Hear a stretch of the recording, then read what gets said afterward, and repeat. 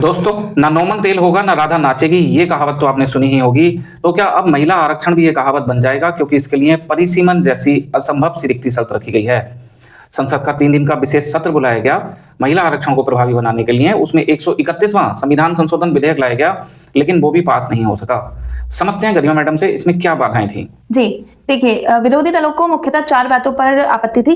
तो पहला है कि ये जो बिल था वो अनुच्छेद 82 में संशोधन करता था। अनुच्छेद 82 में जो परिसीमन है उसके आधार पर राज्यों को सीटों का बंटवारा 1971 की जनसंख्या के आधार पर फ्रीज किया गया है अभी तक। तो ये कहता था कि अब इसे 2011 की जनसंख्या के आधार पर करना चाहिए राज्यों को सीटों का बंटवारा। तो इसका जो सदर्न स्टेट है, दक्षिण भारत के राज्य हैं, वो विरोध कर रहे थे, क्योंकि उनका कहना है कि देखो, जनसंख्या वृद्धि दर को कम करके उन्होंने एक अच्छा काम किया, लेकिन ऐसा करने से अब संसद में सीटों की संख्या उनकी कम हो जाएगी, तो उन्हें पेनलाइज किया जा रहा है। दूसरा कारण यह है कि संसद को एक शक्ति दी जा रही थी।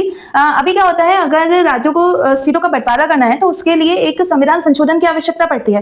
लेकिन अब इस बिल के प्रावधान ऐसे थे कि अब यह कार्य बिना संविधान संशोधन के मात्र साधारण बहुमत से सरकार एक कानून के द्वारा कर सकती थी। तीसरी समस्या है गैरमैंडरिंग की। अक्सर जो विरोधी दल हैं, जब भी परिसीमन होता है तो सरकार पर यह आरोप लगाते हैं कि सरकारें जो है परिसीमन को या निर्वाचन क्षेत्र को इस तरह से एडजस्ट कर सकती हैं कि उनको लाभ हो।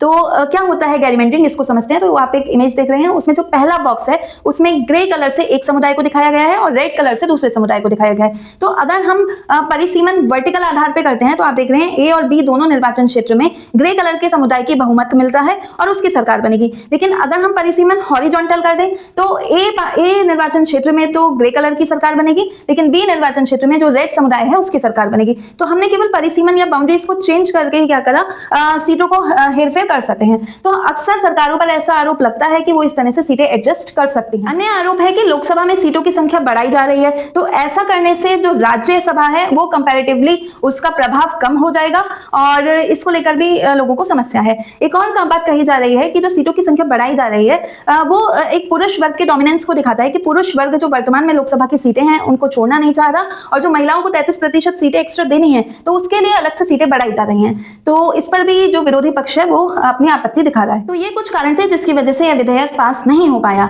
हालांकि आपने न्यूज में यह सुना होगा कि महिला आरक्षण अधिनियम 2023 जो है वो लागू हो गया है। तो हुआ क्या, ये जो अधिनियम है ये 2023 में ही पास हो गया था। अब तो प्रेसिडेंट के नोटिफिकेशन से या अधिसूचना से इस कानून को लागू कराया गया है। लेकिन एक्चुअल में क्या है कि 106वां जो संविधान संशोधन अधिनियम है वो ये कहता है कि जो लोकसभा में और राज्य विधानसभाओं में 33% सीटें महिलाओं को आरक्षित की जानी है वो तभी हो पाएंगी जब 2027 की जनगणना के आधार पर परिसीमन होगा।